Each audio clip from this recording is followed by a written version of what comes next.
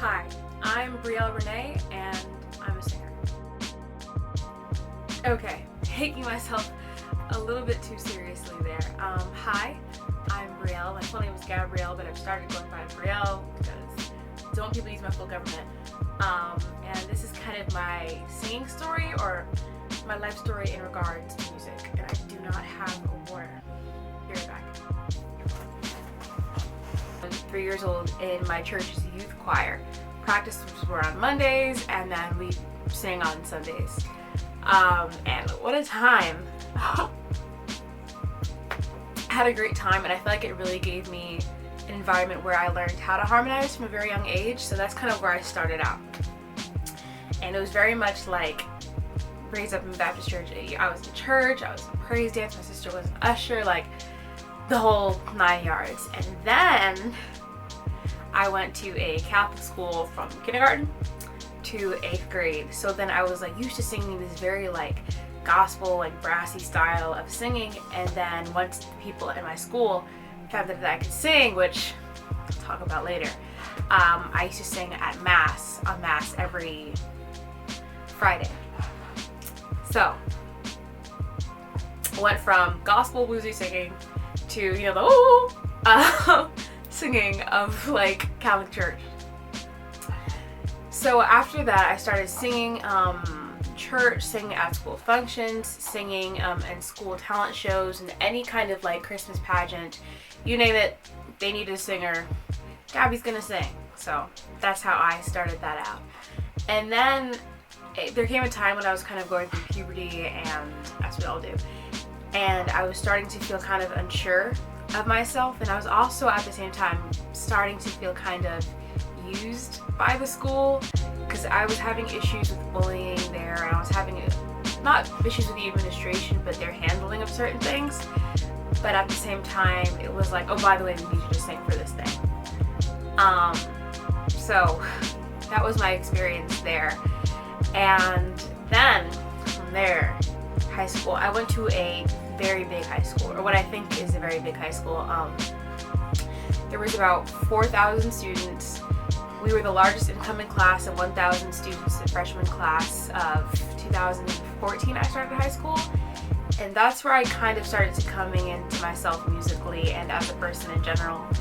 I joined whatever singing organization they had, I was joining it. I joined the a cappella group, I joined the choir, the tech tone choir, shout out to Ms. Vasca, Mr. Martinez.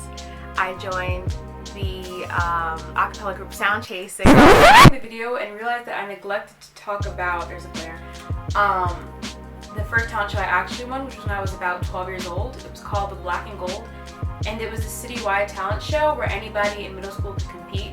And it was a great experience. I won 3rd place or 3rd runner-up, something like that.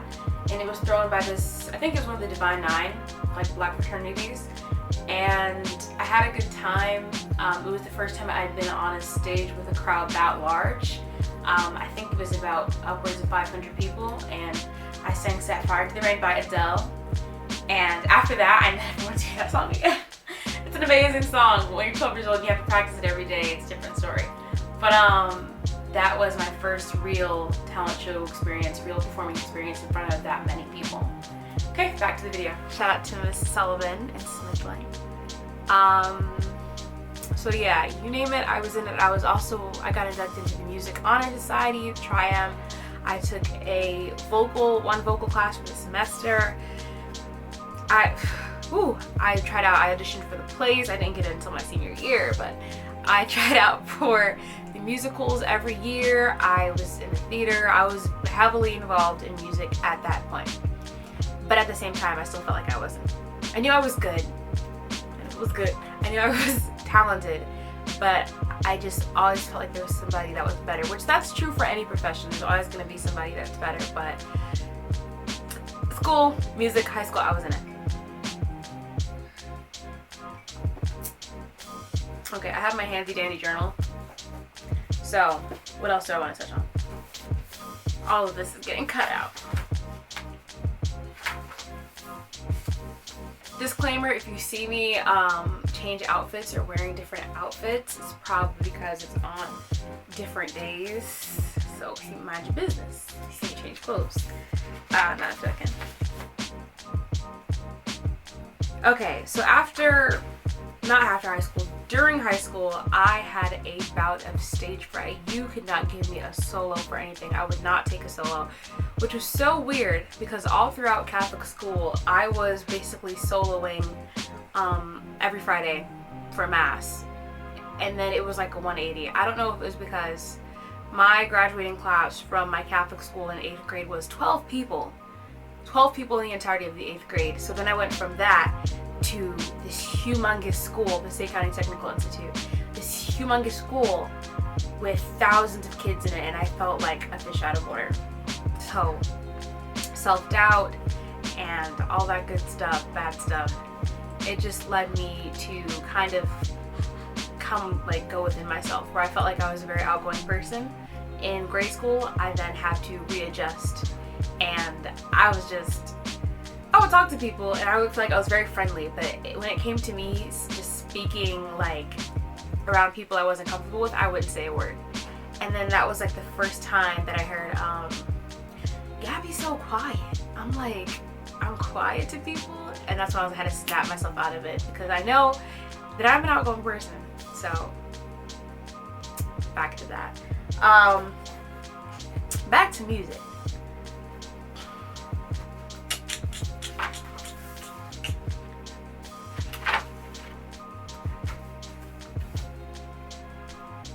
So in high school, I won my first talent show with my friend Stephanie.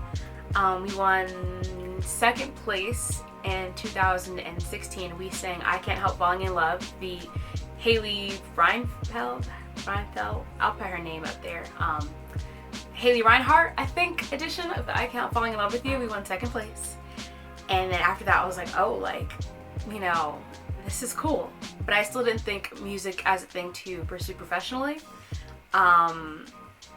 Even though I had family members that were, I just always felt like it was kind of a hobby. Or, it's like, oh, I'm going to be in school for this thing, but I'll pursue music on the side. That's the side thing. And then my senior year, I decided to try out for the talent show by myself, solo, and I won first place in the vocal category. And then my music teacher, Mr. Martinez, said, "Don't forget me when you're famous." And I was just like, wow, maybe I am good enough to make this a living. Maybe I'm good enough to make money off of this. So that's when I kind of, the wheels started turning for me to kind of, it's time to start focusing. But I did the same thing I did in high school and college, and decided to pursue a more serious major, and then just decided to continue to do music as a hobby. So I am currently studying English and journalism, and I am in the music club Musicians for Social Justice, kind of pursuing it as a side thing. And it had been